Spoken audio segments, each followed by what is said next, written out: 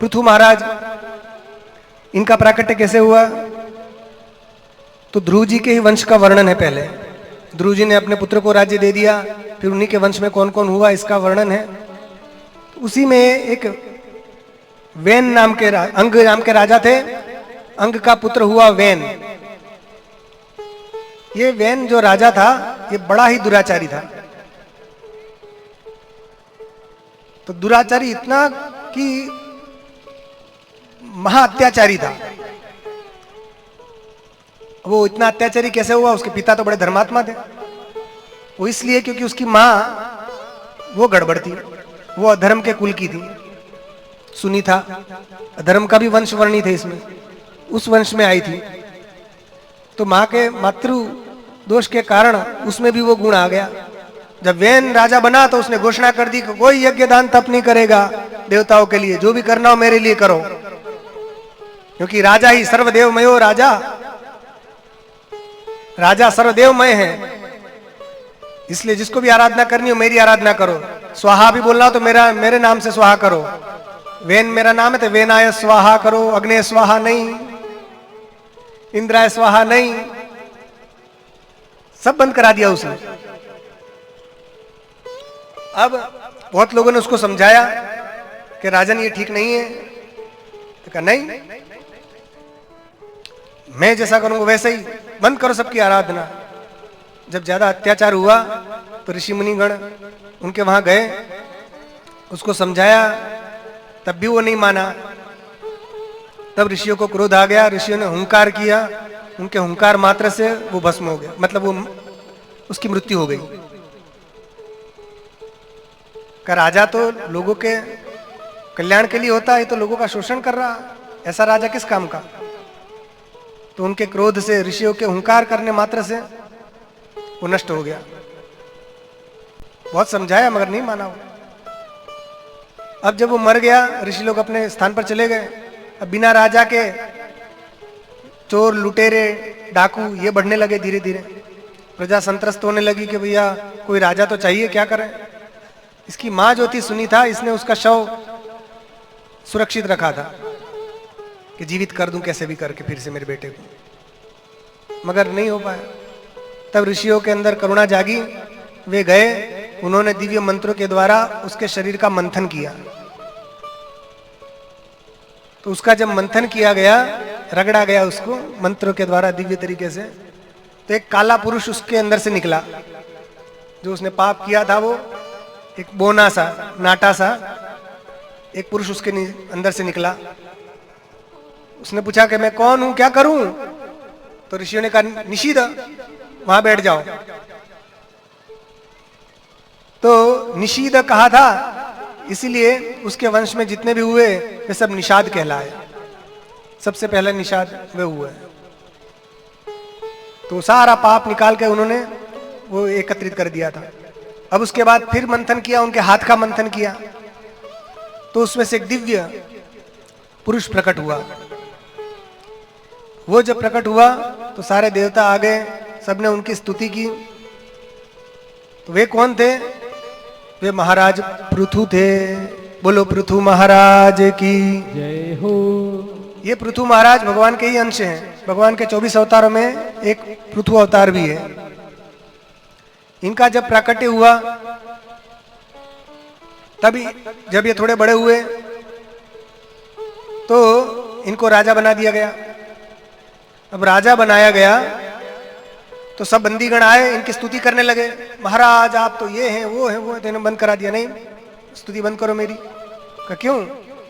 अरे मैंने अभी तो कुछ काम किया ही नहीं, अभी तो मैं पदासीन हुआ हूं, अभी कुछ करूं तब तो मेरी स्तुति करना। आजकल तो स्तुति करवाना पहला शुरू करवा देते हैं, भैया हमारी स्तुति करो, डालो टीवी में, अखबारों में कि ये बन गए, ये कर रहे। पृथु महाराज ऐसे नहीं थे। उन्होंने कहा नहीं, मैं पहले जो काम करूं फिर भले स्तुति करना हो तो करना, बिना काम किए आप स्तुति करो। तो उन्हें कहा ठीक है महाराज, आप तो भगवान के अंश हैं, आपने ठीक है काम नहीं किया है, आप जो करने वाले हैं उसकी स्तुति तो करने दीजिए। कहा ठीक है, वो बताइए क्या करने वाले हैं हम। तो कि हमको ऋषि मुनियों ने सबने बताया है कि आप क्या करने वाले हैं, ज्योतिषियों ने बताया है उसी की स्तुति कर लेते कि हाँ ठीक बताओ। तब उन्होंने बताया कि आप ये करेंगे, ये करेंगे, ये करेंगे। और उसके बाद जब महाराज पृथु राजा बने, उन्होंने धर्मानुसार शासन करना शुरू किया, उनके राज्य में प्रजा सुखी होने लगी। मगर एक समस्या यह आ गई कि पृथ्वी ने सारे अन्न, धान, जल, सब रत्न सब छुपा लिए।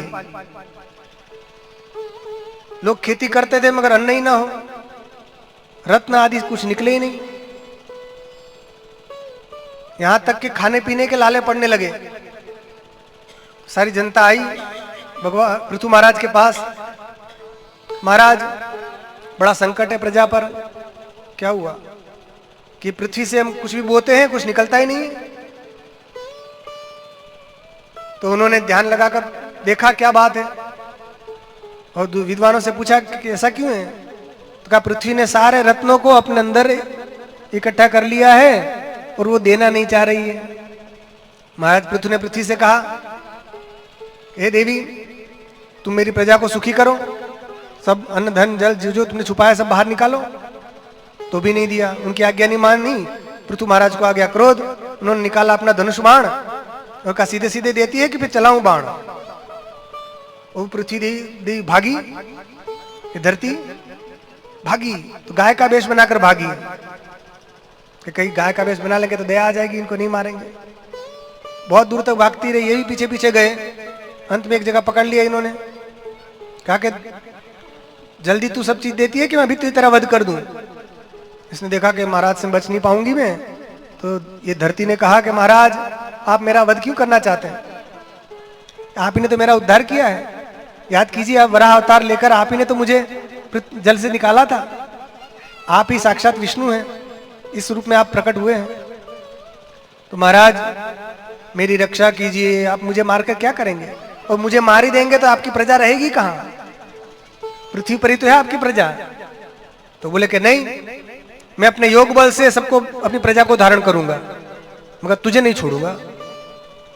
मेरी बात नहीं मानती, मेरी प्रजा को सुखी नहीं कर रही है। तो उसने कहा महाराज मैं तो सुखी करने के लिए तैयार हूं, मगर मैं इसलिए सब छुपा लिया मैंने क्योंकि आपके पिताजी जो थे वो बड़े अधर्मात्मा थे, बड़े पापी थे, राजा वेन। उनके पाप के कारण मैंने सारी चीजें छुपा ली। अब आप धर्मात्मा आए हैं तो अब मैं सारी चीजें देने के लिए तैयार हूं। अब जो चाहिए मुझसे ले लीजिए, मैं गाय का वेश बनाया है मैंने, तो आप मुझे दूह लीजिए। अब जो जो मांगेंगे मैं सब देने के लिए तैयार हूं, मेरा दोहन कीजिए। मगर याद रखिए, श्रेष्ठ दोहन करने वाला होना चाहिए, दुग्धा भी श्रेष्ठ होना चाहिए, पात्र भी श्रेष्ठ होना चाहिए, और बछड़ा भी चाहिए। बिना बछड़े के मेरे अंदर प्रेम नहीं आएगा तब तक मैं दूध नहीं दूंगी। गौ माता की ये विशेषता होती है कि जब उसका बछड़ा या बछिया वो पास में रहेगी तभी वो दूध देगी। यदि उसको पास में नहीं करोगे दूध नहीं देती, वो खींच लेती है दूध। तो पहले बछड़ा बछिया लाओ और उसको देखकर मेरे मन में वात्सल्य भाव जागेगा, फिर मुझ में से जो आपको चाहिए सब आप ले लीजिए। तो उन्होंने कहा ठीक है, क्या करें। तो उन्होंने कहा ठीक है हम ही। तो महाराज मनु स्वयं, महाराज पृथु ये स्वयं उसको दोहने वाले बने। स्वयंभू मनु को बछड़ा बनाया और अपने हाथ को ही उन्होंने पात्र बनाया, और उन्होंने सारे धान्य को उन्होंने दोह लिया जो पृथ्वी ने छिपा लिए थे। उसके बाद ये प्रहलाद जी, इंद्र, जितने अनेक श्रेष्ठ लोग ऋषि मुनि सब थे, सबको बुलाया। सब लोगों ने अलग अलग अपनी अपनी चीजें सबने दोह ली। यक्ष, गंधर्व, किन्नर जी जो लोग थे सबको बुलाया और सबने अपनी अपनी अभिष्ट वस्तु का दोहन कर लिया। तब उसको, उस धरती को पृथु महाराज ने क्षमा कर दिया और कहा कक्षा में रहिए, अब हमेशा ये सब देते रहिएगा। फिर उसके बाद उन्होंने कहा, उस समय धरती में ये खेती लायक जमीन ज्यादा नहीं थी, उबड़ खाबड़, कहीं ऊंचा नीचा ऐसा सब रहता था।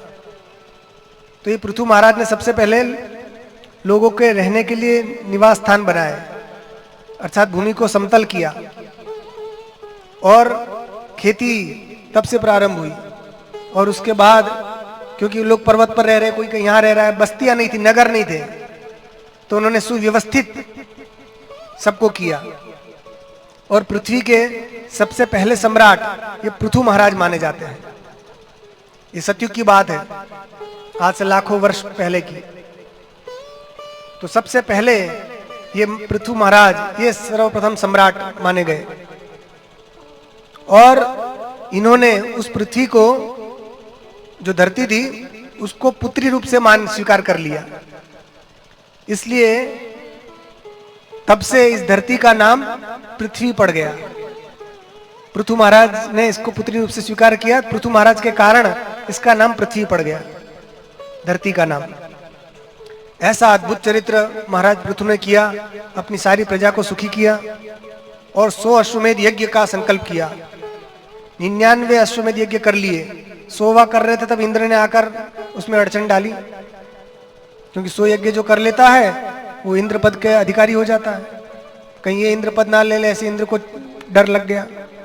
जो अधिकारी होता है उसको चिंता बनी रहती है कि मेरा पद कहीं खो ना जाए, कोई चला ना जाए। तो इंद्र को भी डर लगा, तो उसने भी बीच में विघ्न डाला, मगर ये तो साक्षात भगवान के ही अंश थे।